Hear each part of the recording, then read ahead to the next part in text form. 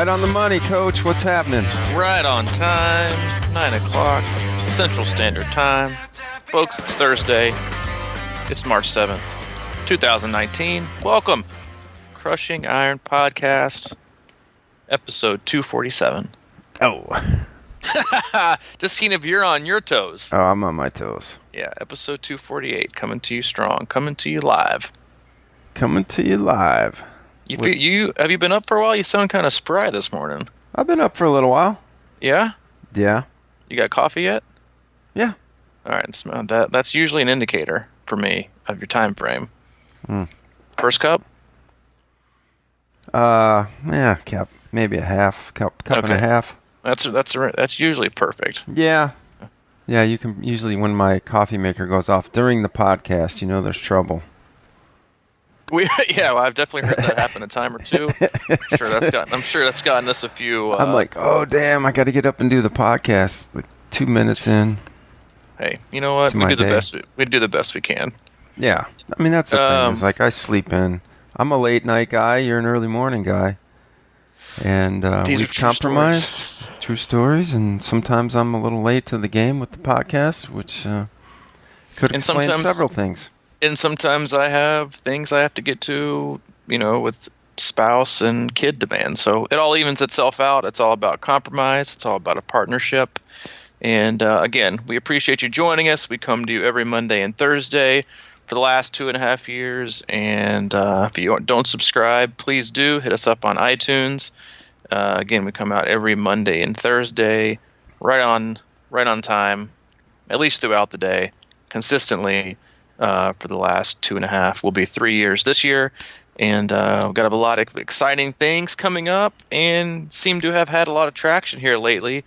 The last 4 or 5 episodes, apparently we are being accused of hitting our stride. So 2.5 years in, we're finally doing things right, and I will say that we actually never talk about this, but I think we should for a quick second. Is you sent me a podcast graphic last night, which is usually how our communication cycle goes. You text me after 8 p.m. and then you get a response the following morning around 5 a.m.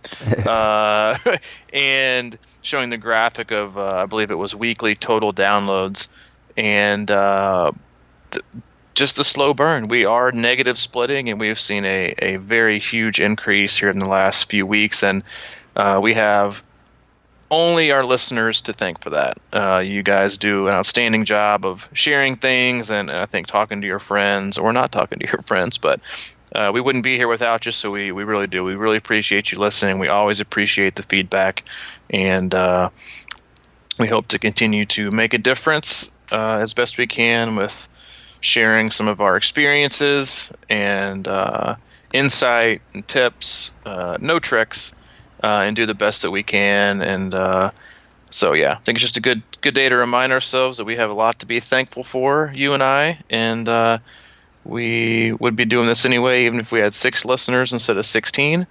And but we love all 16 of you equally. And we do. We really appreciate it. It's oftentimes humbling for us on our level, and so we do. We appreciate everyone that's listened and taken the time to give us feedback, and we do. We hope to continue to do this for the next 5, 6, 7 years, however long you'll have us. Yep.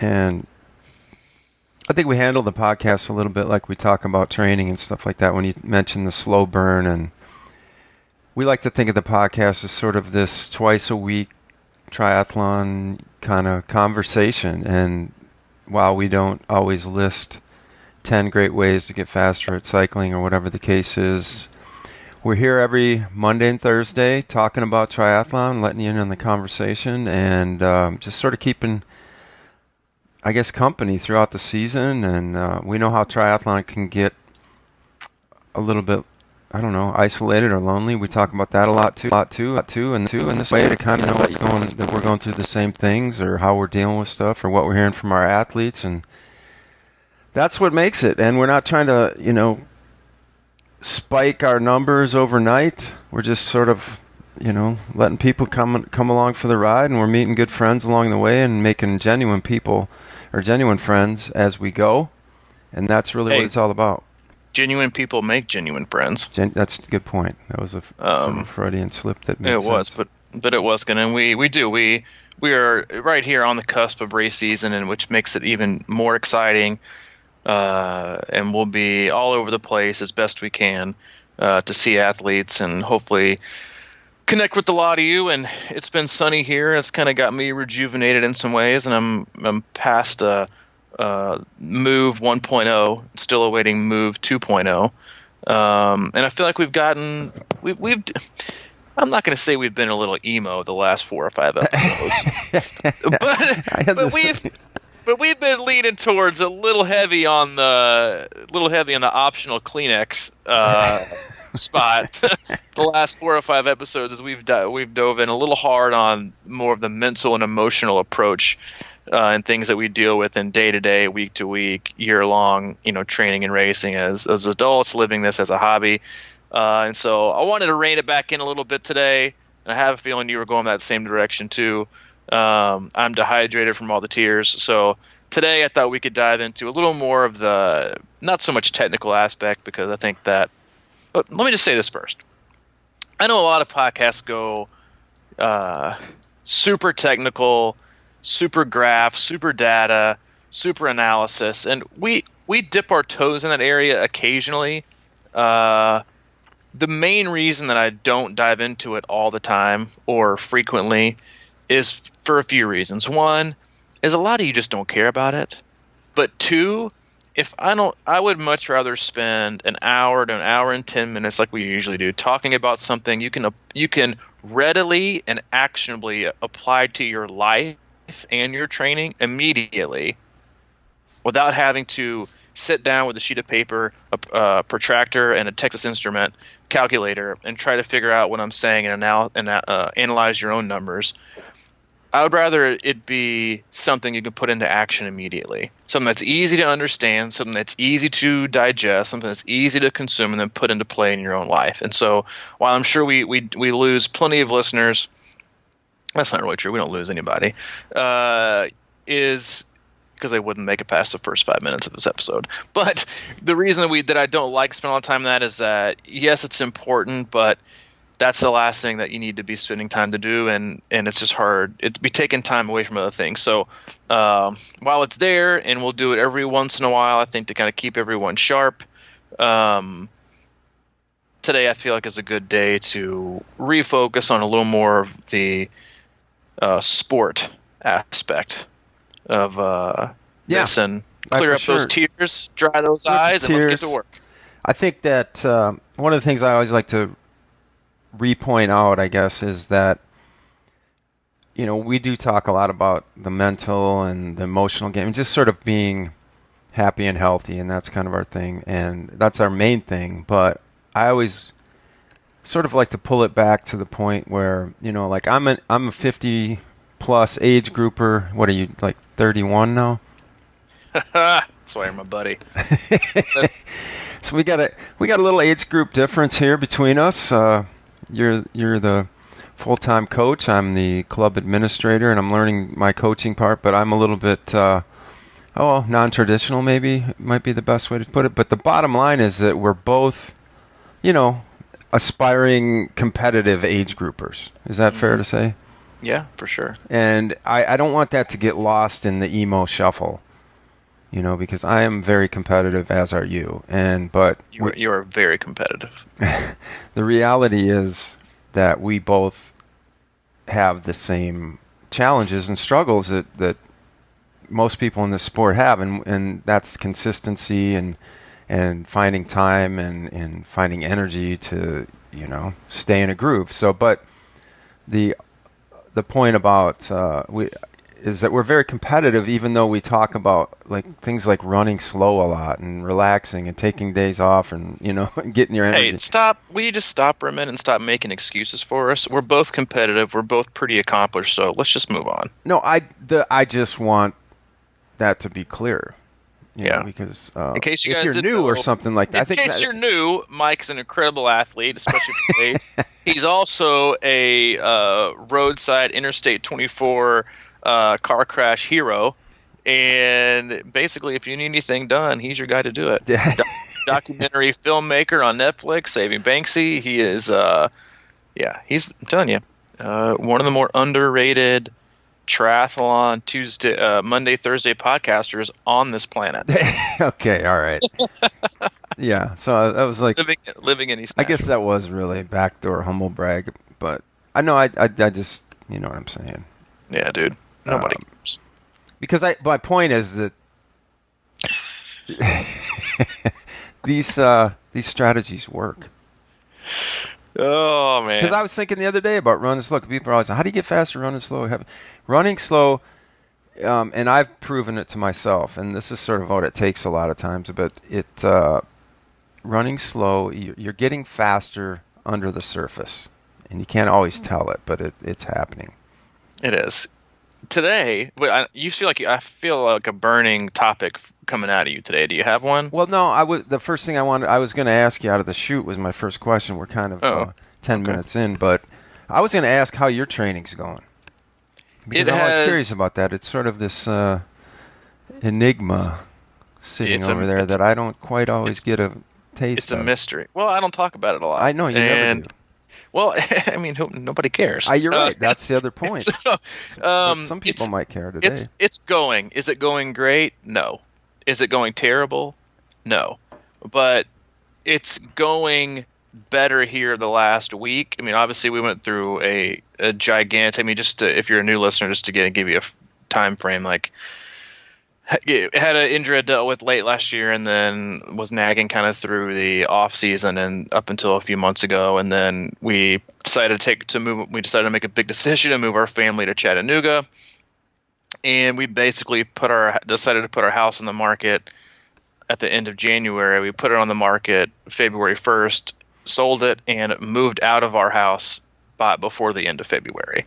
So a lot of stuff, a lot of things going on. A lot of other things going on in my life that things that I'm doing and working on, and in terms of just other things on my plate that are all great things, but they just take time and they take energy. And my training has gone infinitely better here the last 2 weeks, as I've kind of, I don't want to say accepted, because I think when you say accepted, it's more of like you've accepted this realization by just virtue of submission. It's like I just accepted defeat, which isn't the case. For me, it's been more of like a ebb and flow conversation of kind of just laying out the things that are the most important in my life right now. And this is a gigantic transition for our family in terms of moving to Chattanooga, taking our son. We'll be taking him out of daycare. That'll be a big transition. My wife will be changing her style of job. It's just going to be a huge transition to a new city and a new place. So that's big. And then you add in races that I'm going to support athletes. You add in races that I'll be competing in. You add in camps in May. We already had one in February. You add in camps in May, June, and August, another camp in November, and planning for next year, and then a couple other things that you know about that's on my plate. It's a lot. And so I've kind of relinquished thinking about, even though I will race, just kind of obsessing and thinking about races, and I've strictly been focusing on, instead of training with the goal of a race, I've been really dialing in the last weeks of training for me, because I have a really bad tendency nowadays. It didn't used to be this way, for sure. I was as selfish as I could possibly imagine when it came to training. But now, with just the transition our family is going, and Hayden and where he is in his stage of life, and where I am with coaching, like my cup gets totally full in terms of a good way, with my family, with Hayden, with the athletes that I work with seeing them produce. Like that stuff takes up so much of my energy in a good way. It's not like bad, like toxic energy, just like, man, like I'm excited to wake up every day. I'm genuinely excited. Some nights, to be totally honest, some nights I struggle to go to sleep because I'm so pumped for the next day. And I know that not many people on this planet can say that, but I'm genuinely pumped for the next day because I get to do it all over again. I get to work with athletes. I get to be a part of their lives. I get to work on ways to hopefully allow them to perform to the best of their ability, all while hopefully having a positive impact on how they go about their day-to-day lives. That's freaking exciting. Like, not many people get to do that, and so I'm it's just awesome. And so I was doing a very poor job of prioritizing that ahead of any kind of training I was doing.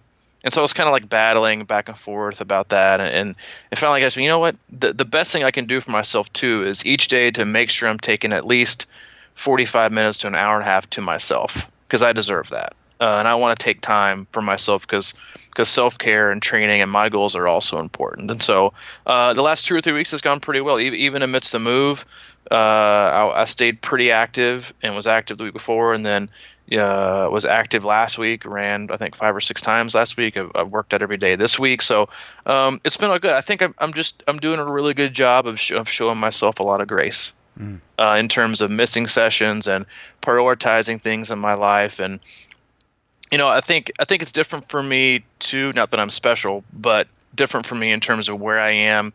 I've been doing this for a long time. I've been doing this for like a long time, like well over 15 years.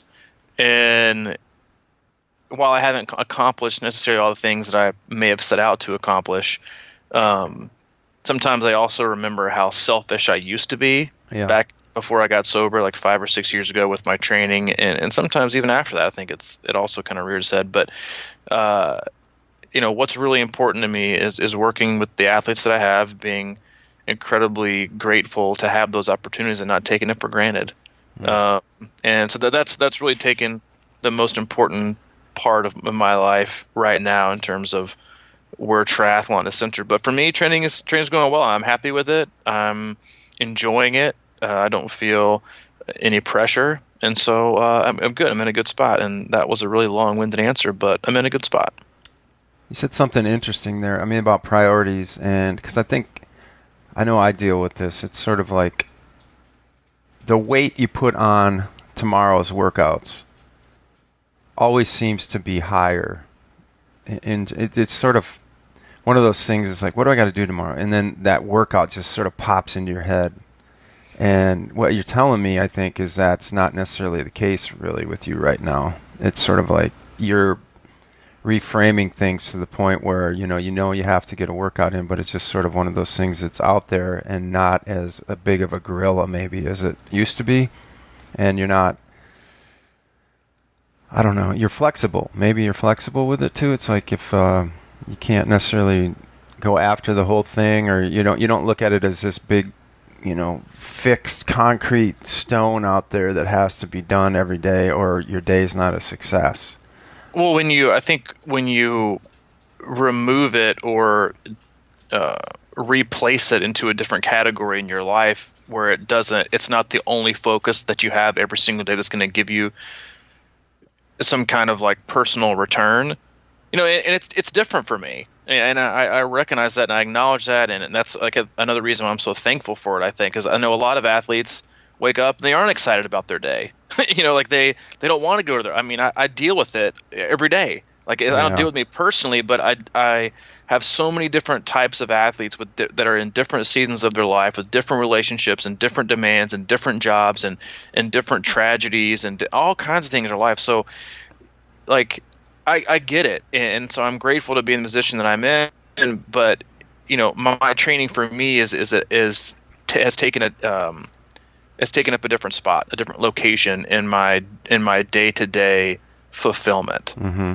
And it's not like that for everyone. A lot of people, it's the one thing they have to hold on to for the day, which I think is a good thing. It needs to be. It's a good outlet. Yeah. But self-care is also important, and priorities and boundaries are also as equally important, and taking time for yourself. And it's a constant balancing act. And it's funny that I found it. The more flexible my life to be, the less time I've made for it. In a lot of ways. Well, yeah, I get that. But it just also shows to me, I'm just really grateful to be able to do what I do, and I love working with the people that I do. And it's, you never know when you won't be able to do it again. And so for me, that's something that I take really seriously. Mm-hmm. Yeah, I think so. I think I think a lot of times that is what happens. Even with me, it's like the flexibility has been there for a while, and I left my corporate world job. I don't know, feels like forever now, maybe 4 or 5 years ago. And the flexibility piece has always been there, working on my own. And the truth is that sometimes, well, more often than not, workouts are the thing I look forward to the most. So that becomes kind of but you also have to have pair that with the energy and the time and the I don't know, I've never been a schedule guy, so it sort of just lingers out there tomorrow. It's like, when am I going to do it? And then it becomes, oh man, I don't feel like doing it yet. I don't feel like doing it. And then it becomes more and more as the day goes on, more of a burden than a joy. But once, it never fails once you get on the bike or you get out there and start running, that's when it becomes, usually pretty joyful. It's just that, it's always like, you mentioned the word transition, I think, earlier. And I wrote a blog about this one thing about the transitions in life or in your day, going from getting out of bed to getting in the shower to getting to work but it's always like the hardest part is actually getting into the next thing. That's where the toughest part is. And that's the interesting part about transitions is like, I don't feel like doing that yet. But once you get in there, then it's a different story. So it's sort of like, how do you motivate, or not motivate, but it's almost like I feel like I got to trick myself a lot of times to go through transition.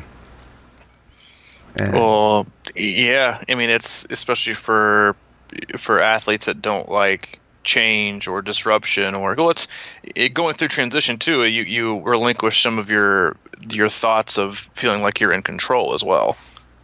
Yeah. And I think that's part of it. Even if you're, it's always I think unnerving, but it's something that's got to be done. And no matter what season of your life you're in with training or racing, especially as the season comes upon us, like, a lot of people are transitioning into, race time or race focus, or, oh my God, this is in 60 days. Or like I was talking last night, I was like, oh my God, our first camp of the year is in like 60 days or less than that. And then you got Chattanooga 70.3, Virginia. We got athletes racing next month, in first week of the month. It's like 30 days, 40 days out. So, we're here it's time for athletes. We're about to get an hour back of our life, sunshine and daylight. And, everyone's about to transition into being stuck inside to being outside. There are going to be more opportunities. You're going to feel more alive. You're going to probably feel like a totally different person, just, especially depending on where you live and how much you've been stuck inside on the train and the treadmill. You're not going to know what to do with yourself when you actually get to ride outside. But it's a big transition time of the year for a lot of people. But it's just acknowledging that and being okay with it, and then making sure your priorities are in the right way to address it as best you can. Yeah. We talk about consistency a lot, and that I got to say that, I don't know, this might be the first time in my off season where I've been pretty consistent with definitely running and then kind of hanging around on the bike and the swim, to the point where I feel like I'm not super behind the 8 ball, like I'm not skipping class all semester and then getting ready to cram for that final. So it's that's such a big anxiety piece too, if you can kind of that's why we just see, always talk about just going back to the well and being in there, just kind of dipping your toes all the time, because there's nothing worse than, obsessing about a race and also knowing in the background that you're not doing the right things along the way, or you're slowly falling behind the 8 ball as the transition season comes around. So I guess the only answer for that is just to start today, Well, I think the biggest thing is what do you do and what action do you take when you find yourself not doing it? Right. And that was kind of where I wanted to go today with our podcast. And while it's not going to be super technical, I think it's, I threw out a post yesterday in our closed active athlete group, and it was just kind of it was a conversation that I had via email with another athlete, her and then another athlete via Training Peaks, when certain things happen and how results based we get kind of focused and obsessed on. And I said, just a little athlete reframe. Stop trying to make a habit of trying to create and see results every day. Instead, focus on creating habits that will lead to eventual results. You can't be the outcome and the process all at the same time. And I think for most athletes, and I have a few that I've been dealing with specifically, removing the obstacle that is putting something on paper can be incredibly freeing for an athlete. And I know that this time of year is, and we briefly touched on, transition time of year, but this is a lot of people when it's time to wake up. If you've got races coming up or you've got like the sunshine, it's like, oh, I got to get outside. I got to start like no more training by myself. I got to get out. I got to do things with my group. I got to go see my team. I got races coming. Like it's here. Hello. Welcome to the 2019 triathlon racing season. It's time. And for a lot of athletes, the past few months with the weather and the lack of daylight and a lot of times motivation or trying to find your way, I think we end up kind of chasing the wrong things. And when you're given a singular item to focus on, that it can be a deterrent. It can be something that just, even if you had if you have a 40-minute run on your calendar and you don't want to run 40, but you want to run 20, you won't run at all because you won't technically be fulfilling what you had originally set out on your day or your coach had originally set out on your day. Because you basically see the day and what's been laid out for you as just an opportunity to fail again. And it's a huge psychological obstacle that athletes go through. Every athlete goes through it, I think, at some point in their life. If they don't, you probably will, or I hope you don't. But I had an athlete specifically, a few of them that I do every year, and this one particularly was just trying to find a really hard time to wrap his mind around training. And I'd lay out a week and he wouldn't get in but like maybe one session, and then lay out a week and maybe get in like 2 sessions, and then just kind of like a really hard conversation was like, hey, so I just like not even like train this year? Because we have this predisposition, I think, is type A or B, whatever individuals. It's like we can't just do. We have to do with a expectation of a race or an immediate outcome. And finally, I just said, you know what? I'm just going to put on your calendar 25-minute run or a 45-minute bike. Your choice. And I put that in for 1, 2, 3, 4, now going on 5 weeks. You know how many days he's missed? None. 0. He's done something within that range or a little bit over every single day. And I think we so oftentimes trick ourselves again into believing that we don't have choices. That every day isn't a choice. That we have this training plan we have to set out, or we have to keep up with our friends or our coaches there. That we don't have choices. That we have purposefully surrender ourselves into like a triathlete training dictatorship. That we must and we have to, and if we don't, that we fail. That we are not a success. That we have fallen short of today. And this, like when as a parent of a toddler, like one of the biggest things that Alan and I had to work through and learn about and go to classes and read on was like dealing with toddlers, and how one of the best things you can do is help them reframe a situation or give them options. Hey, no, you can't play with these scissors, but you can play with this. Instead of just basically telling them, no, you can't 78,000 times a day. Because to be honest, who the hell wants to be told no that many times either? Like you're gonna get ticked, you're gonna throw a temper tantrum, you're gonna get upset, you're gonna be frustrated, you're gonna emotionally lash out. So it was more about creating opportunities. What can we give him an opportunity to do it and tell him why? Or just basically saying, yeah, no, you can't play with these 3 sharp knives, but what you can do is play with this little baby elephant, which may not be as exciting, but you get the picture. And so I think that with athletes, we go through, and I work with a lot again every year that go through these phases of like I'm tired of me telling myself no. or that if I don't do this, that I just can't be a triathlete this year. I just can't do this because I'm not able to do X, Y, and Z. But the reality is, if you create options and opportunities and allow yourself choices to find your way, it's like telling an athlete, you must paint within these lines. Even though you might hate this picture you're about to draw, paint it. And then they don't want to because it's not something that moves them or that they like or that feels good. But if you give them a brush and some paint and a blank canvas to just draw whatever they want to, will it look as good? Maybe not. But to them, will they get so much more out of it than being forced to paint within the lines? Absolutely.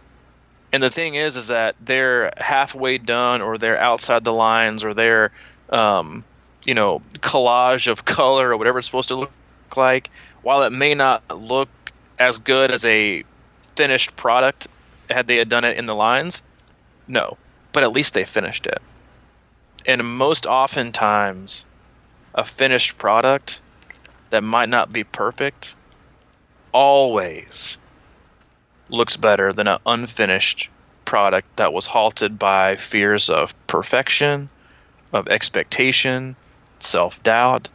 All those things are what can deter and ends up deteriorating an athlete's motivation and energy level to want to continue to compete and stay on the same line.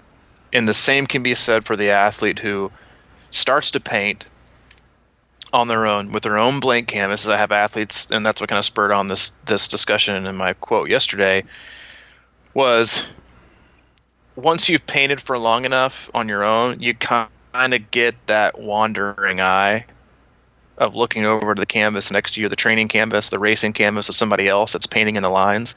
And it may look fun because of their finished product, but don't forget how much fun you're having right now. So let's not jump to another style, another training art style quite yet. It's a hard thing to wrap your mind around. There are a lot of ways to get yourself out of this stringent, concreted training schedule funk that you may or may not find yourself in. And understand that there are different ways to approach your season. There are different ways to approach your training. There are different ways to approach it all. It's not you only have to do X, Y, and Z in order to be successful. It's let's find out what works best for you so that you can actually do things. Because the best laid weekly customized plans from a coach mean absolutely jack crap if you're not going to do them. And if you're not going to do them, you know what the second best option is?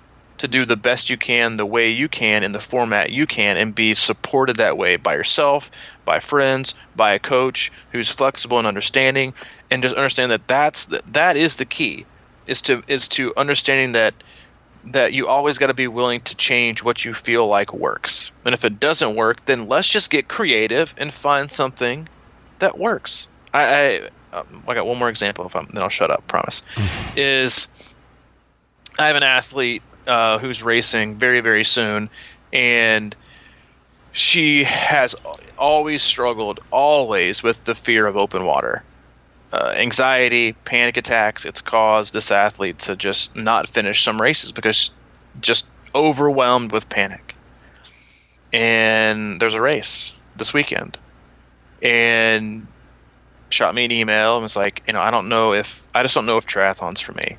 I signed up for this race. I thought that, she swims 2-3 times a week, she trains well, is consistent, but she was like, when I signed up for this a year ago, thinking I had to race to be a triathlete or to be an athlete and to overcome this fear. And as it's getting closer and closer, I'm just totally terrified that I'm going to end up feeling like I'm not one, or I'm going to end up and I'm not going to finish the swim, or I'm not going to be able to complete it. And then what am I going to do? And I said, you know what? Let's do this.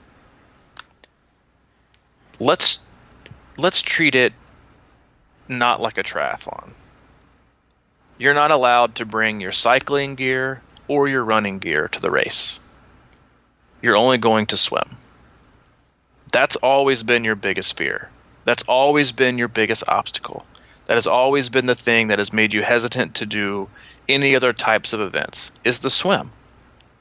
And so instead of making it I didn't do the triathlon or not, it's just an experiment. You go, you swim, and if you do it and you get out of the water and you're pissed off at me because I told you couldn't bring your bike or your running gear, then let's move on. Let's do more triathlons. And then, most importantly, pat yourself on the back for doing so awesome in that swim that we both know you can do. And if you don't, you just didn't do the swim. It doesn't have to ruin the whole entire experience because you had the expectation to also bike and run. Let's just remove it. Let's remove all the different layers that triathlon can create with its cutoffs and it's pulling people out of the water, or it's not meeting the cutoff on the bike. Let's just remove those. And let's just go for one thing today. And so that's what we're going to do. And she's going to do awesome. And I know she's going to text me and be like, probably in her wetsuit, coming out of the water and be like, hey, coach, look, no bike today. And that's okay. But it's being flexible with things like that and understanding in the bigger picture what really matters, and being flexible and creating options and giving yourself choices is really, really, really important. Mm-hmm. When you were talking about that blank canvas stuff, it really resonated with me because, again, it's sort of like, I think people put themselves in this perfection jail and they look at a blank canvas. You know, that's very familiar to me, the blank page for writing, the blank canvas. And in my world of video editing, this crosses my mind almost every time I do a video. The hardest part is just to start putting paint on the canvas, because we have a tendency, like there's been many times when I've had a project where I'll sit there and try and write about it and write it out and maybe trying to get it perfect before I even start, and it's just never coming together. And then eventually I just have to do something. I just have to start putting video in the line. I have to start moving things around and trying to paint with outlines and just see what happens. And I think that analogy works really well for, like what you said, for the example of the guy who wasn't doing anything and then all of a sudden just do one of these two things. Just go out and do something easy. Go run for 20 minutes or ride for 45. That's your option today. Just simplify it, because it almost seems like if you have that perfectionism in your head, it's almost like, man, well, what's the point of going out and just running 20 minutes? I need to be at this level. Well, you can't be there overnight, and you never know. It's like, I think this weird thing about, like I hadn't been on my trainer for over a week until I got on it last night. And of course, the whole time I'm like, man, I've lost it. I've lost my bike. You always get that fear of losing all your fitness. And so I just was like, all right, I'm going to just get on, and I'm, 2 hours is sort of what I was thinking, but we'll see what happens. And 2 hours was like, I felt really strong. I was like, wow, I got done with 2 hours. And I was like, well, what, maybe you don't lose fitness as fast as you think. Or, just if you can get out there and just start relaxing and let your body just have fun with what's going on, that stuff will start coming back to you. So it really is about just slopping some paint on that canvas and getting things going. And we always talk about, if you don't feel like doing anything, just try to do something, and it will, I don't know what that does to the body, but it's like you just have to take a step, or you're never going to do anything. And then, with to wrap that video thing up, it's usually I just start getting in there, and then all of a sudden you start putting something together, you're like, well, maybe there's something here, and you can kind of start...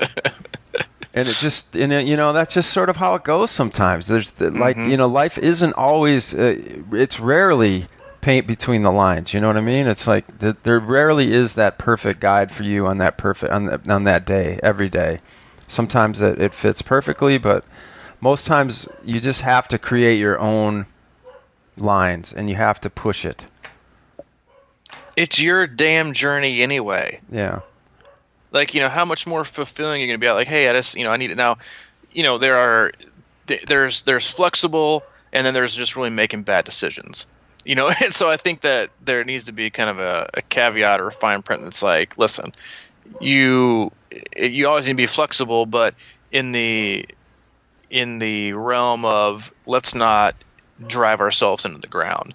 But I think it's about realizing what it means to be opportunistic in a world that we live in, where everything's supposed to be, on time and done and perfected, and I need to hold this amount of watts for this amount of time and this pace for this amount of time with a perfect heart rate. My run cadence is like, right, yeah, it's exactly. like you're tainted with like a metric a second, and I think that you need to allow yourself the opportunity to be opportunistic with your training and seize moments where you feel and have the ability to be flexible, where you may not feel that way tomorrow. And I talk with this about athletes. It's like, if you feel like changing things because you just didn't have it today and you're not going to have it tomorrow, or you might have it the next day, then swap it. Like lean in towards what you have at the moment. And I just think it can't be overstated enough. It cannot be overstated enough that, and I think coaches are the worst at this. The perfection obsession with the chronological, systematic order of how your training is laid out is so unbelievably overstated. And that may sound odd for coming from a coach to say, but the main goal of a coach is to keep you healthy and happy and make sure the appropriate load is being handled. If I'm going to if I only think that you're going to handle 10 pounds at once, then I don't care if you place the 4-pound plate, then the 3-pound plate, then another 3-pound plate. I don't care. I don't care if you go back and reverse and go with 3, 3, 4. It's all going to lead to 10. Now, I may not want you to do an 8-pound plate, on a 2-pound plate, and then the next day do an 8-pound plate building on your next one. But you get the picture. It's like, it's all about application and load. And yeah, there's specific sets you want to accomplish, but yes, it's still a learning curve, and watching an athlete grow and knowing that they need to accomplish specific things. But stop being so stringent. Like, well, I can't swim back-to-back days. Toughen up. Swimming back-to-back days never hurt anybody, unless you consider hurting yourself dropping a couple seconds off your 100 time. Biking back-to-back days, guess what? Totally fine. Running back-to-back days, totally fine. Of course, there's a few things you don't want to, combo on back into each other, but it's totally fine. Be flexible. Like, understand that there are things that have to be done. Like, I have an athlete who is training for Oceanside 70.3 and has to go overseas to England next week, or I think it's maybe the end of this week, for I think 7 to 8 days, and right here in the biggest training block time, and then come back. And so this week we did one of my favorite things, which is the Tuesday double ride. He rode an hour and a half in the morning hard and another hour and a half in the evening strength work. He got in 3 hours of hard work, instead of thinking, well, you can't do your Saturday long ride, so we're just gonna not do it this week. Because in order to see the specific physiological adaptation that's proven by science, you must do your long ride Saturday. And if you can't, well, you're going to miss out on a great opportunity. And no, you're flexible and you adapt, because you understand that getting work in is more important than the layers and the map that you have out many times of how and when those training crumbs are going to be found out and swept up by the athlete.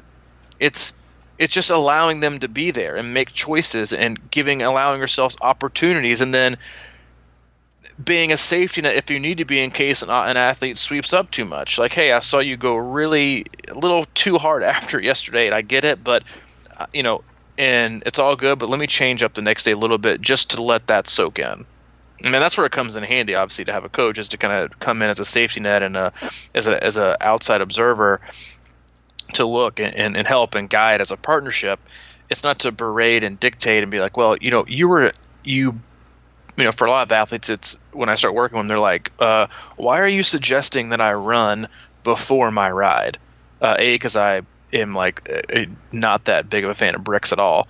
But I'm like, listen, like, running great off the bike is about run frequency. It's not about running 20 minutes off the bike 4 times. It's about the mileage in your legs. But there's just a lot of ways you can be opportunistic and feel a little more flexible, in your training. And some athletes get it quicker than others. Some still to this day, 3 years later, like, hey coach, is it okay if I move my swim to tomorrow? Yes, for like the 1400th time. It's perfectly fine.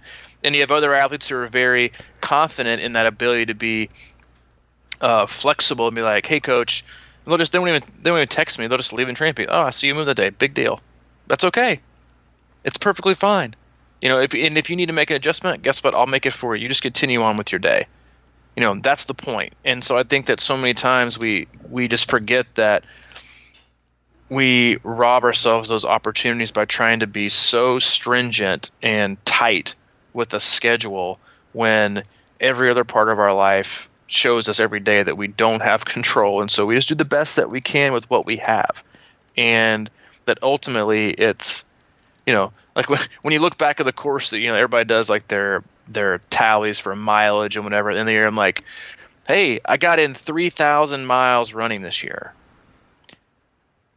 If you hadn't have been flexible and you only allow yourself to run on these days without running on those, you probably would have got like 2,500. So what's the point? It's about accumulation. It's about load. It's about fitness. It's about volume. And being okay with that and just understanding that some of the things that you think are like so vital and important are just something that's just kind of overrated in a lot of ways. But it's about paying attention for both you and the athlete. Mm-hmm. I was going to ask about that brick thing, but I got a feeling you don't want to talk about it. I think they're one of the top 3 most overrated things in triathlon. Well, yeah. I mean, the way I think about them always is like, especially if you're just, normal, a lot of times you'll see, a ride followed by like a 20-minute run off the bike or something like that, a short one. And I always talk to people, I'm like, well, to me that is about, getting used to the feeling a little bit because it is a little bit unusual for people that are just starting or whatever. But for me, it's a time to practice getting off the bike and then staying under control for the first. It's like really this effort of like, because back to the transition thing, it's sort of getting used to getting your run legs in a patient way. Now, is that wrong? Or do you think that, because a lot of people will come off the bike and want to, just prove that they can run hard for 20 minutes. I think if you've raced a ton, then why do you need to be reminded? You know what it feels like. Right. But sometimes I'm just saying it's a good test to be like, don't get off the bike and run like 6:30s. Just get out there and kind of like let your body, let your run legs find themselves. Kind of get used to that process. Yeah, I think it has its place. And I'll have athletes do it like the last 3 weeks, like of their race specific prep. I'll have them run off the bike, but it'll be for 2 reasons. It'll be fast for the first part of it. Like an athlete might do 3 hours on the bike, like for a 70.3, for example. They might do 3 hours on the bike with some race pace work on the back end at a little above the watts that we're shooting for on race day, and then the 20 to 25 minute run. The first half of it, I'll ask them to run at race effort. So pretty fast for a 7.3 for a lot of athletes. Mm-hmm. So the reasons I do that aren't because it's going to make you faster running off the bike, because it's not. A 25-minute run off the bike isn't going to help you as much as a 45-minute run you did earlier in the day. So running off the bike doesn't make you faster at running off the bike. It just doesn't. And if you keep telling yourself that, you're fooling yourself. It's total garbage. Running off the bike it's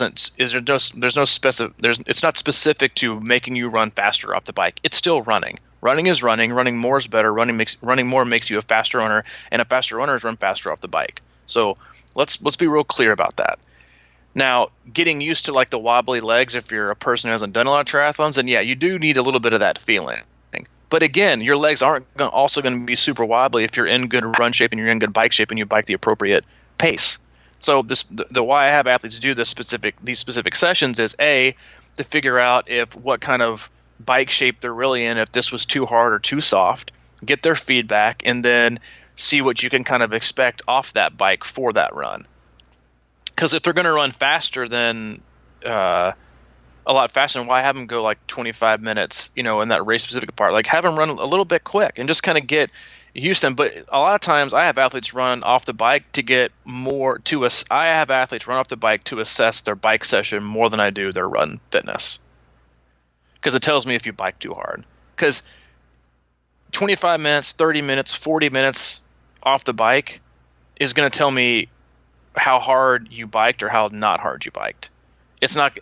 I'm going to get your run fitness based on the last 3 to 4 to 6 to 10 weeks of putting in 35 to 45 miles a week in running. That's where I'm going to know where your run fitness is, not your 2-mile run off the bike with Joe and Sandy. Mm-hmm. And so I think getting that feeling is important. But if you race for a ton, you don't need to practice the brick run to get the feel of it. It feels weird, but it doesn't feel weird. It doesn't feel near as weird if you bike the appropriate pace and you come off and you run. So again, it takes like 400 steps, maybe not even. So like a quarter of a mile to get the feel of it. And so I think that experience in it is a good thing. But assuming and telling yourself that you're going to be a faster runner off the bike because you run fast off, because you're doing runs off the bike, is foolish. Okay. There's zero science. None. Zero. Yeah. I guess I just think because it doesn't feel weird. A lot of times for me now, it almost feels like I feel too good, and maybe that's because I didn't bike hard enough, is what you're saying. I don't know. I mean, you kind of get out there and you just start moving, and next thing you know, I'm running like 2 minutes faster than I should pace wise, or whatever. Yeah, but I mean, let's be honest though. Like how much of that has to do with adrenaline of going through transition and being in a race with a huge crowd and a shoot versus you getting off your trainer and hopping on the treadmill in a room alone watching Netflix for 20 minutes. Right. That's my point, I think, is that I think most people make mistakes in those first 2 miles on their run. So, I mean, I'm just looking at it sort of from a mental perspective, too. It's like, okay, how do I hold back? Because if you go out and you crush the first 2 miles off the bike because your legs are used to running, you're loose and you're wound up and you're fired up, and then you come out jacked up, and then you just basically trash your race in the first off the bike. You run.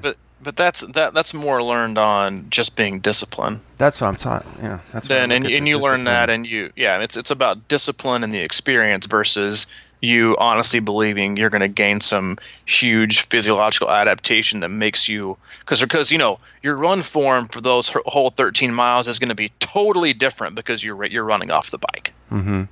No, just give me a break, people, with the brick runs. Okay. I mean, if you have to do them to save time, do them. But I would prefer athletes not out, and I'll put in there sometimes. Hey, either run this before your bike, or run it in the evening. Unless you're like a super time, and if you're on time constraint, run your 30 minutes before you ride. Because the amount of stress you're going to take by biking and then running, it's so much easier on your body to run and then ride than it is to ride and then run. Mm-hmm. So most athletes who already struggle with maybe getting in mileage or already under a tremendous amount of load, then why would you want to subject them to even worse running form on tired legs for 30 minutes? Why not allow them to run on fresh legs with better form so they have a much less likelihood of getting injured? Mm-hmm. It's these absolutely idiotic brick sessions that you see people do where they ride for 4 hours and they run 10. It's the dumbest thing I've ever seen in my entire life. Quote me on that. Okay. It's ridiculous. It does nothing for you except for getting injured and practicing exercising for a long period of time. Yeah, you'd rather see him ride 4.5 hours and do no run. Yeah, hard. Mm-hmm. Or come off the bike at half race pace, half cool down. Like, and then get up to the next morning and be able to run well, or run a negative split 2 hours or 2:20. Like, it's the grinded out like 7-8 hour training days. Like, I just don't understand it. I just don't. And I don't know a single solitary coach that I have respect for that would disagree with me. Be like, oh, I have all my athletes do 8-mile runs off the bike because you know what? It makes them better runners. No, it doesn't. Be quiet. Show me your work. Yeah. That sounds good, man. Well, during this podcast, the sun was out in the beginning, and now it's behind the clouds again. Yeah, kind of like my attitude about It's funny how that external factor plays in. Dude, I brought it in, man. I brought the clouds. Sorry, I'm not trying to rain on your parade, and you can send your hate mail straight to c26coach@gmail.com, but I'm trying to do you a favor.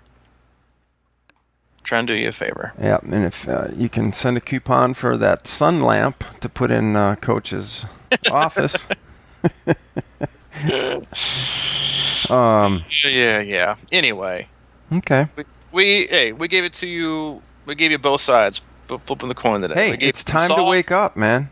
We gave you some soft. We gave you some stern. I'm not here to be, your favorite aunt. I'm here to be your mama. I'm here to be your daddy. I'm here to make sure you're in good shape, that you're disciplined, that you're setting yourself up for success. And guess what? We're giving you all this great information for free. So, take it. I don't want to be the mom and dad. I want to be like the old dude around the corner in the rocking chair in his front porch who doesn't say that much. When you walk up to him, he'll like blow your mind for like 30 minutes. If I could be that guy, it would be kind of cool. But if you have any other further questions about why your 8-mile brick runs off a 100-mile bike ride are absolutely moronic, you can email me directly, c26coach@gmail.com. And if you want to talk about sunshine, rainbows, and unicorns, you can email Mike directly at crushingiron@gmail.com. And my inbox just blew up. Telling you, man. Telling you. I know. You're telling me. Just let me break it down real simple. Break it down. Who would you rather be? The athlete who runs 40 to 45 miles a week with no runs off the bike? Or would you rather be the athlete who runs 25 to max 30 miles a week, but they're all off the bike? Who would you rather be? I'd rather be 40 to 45 Joe, because guess what? He's going to run 25% more mileage than you are in just a month.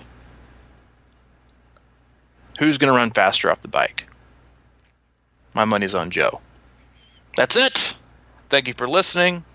I apologize for those of you I have ruined your thoughts on bricks or made you dislike me even more. I love you back. I'd still give you a hug if I saw you. Side hug, though, only one arm. And if you want more info on all the other fun things that we do, you can head over to crushingiron.com, and it's got a list of all the fun things: training camp, swim analysis, training and coaching packages, the 28 reasons why you shouldn't do brick workouts, all the fun things, and you can go there, crushingiron.com.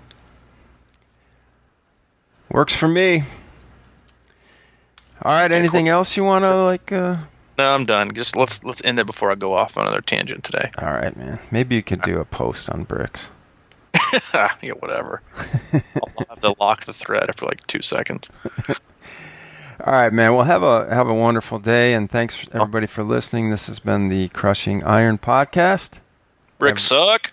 Every Monday and Thursday, right here with the conversation about triathlon. And we will see you Monday. See ya. All right, buddy.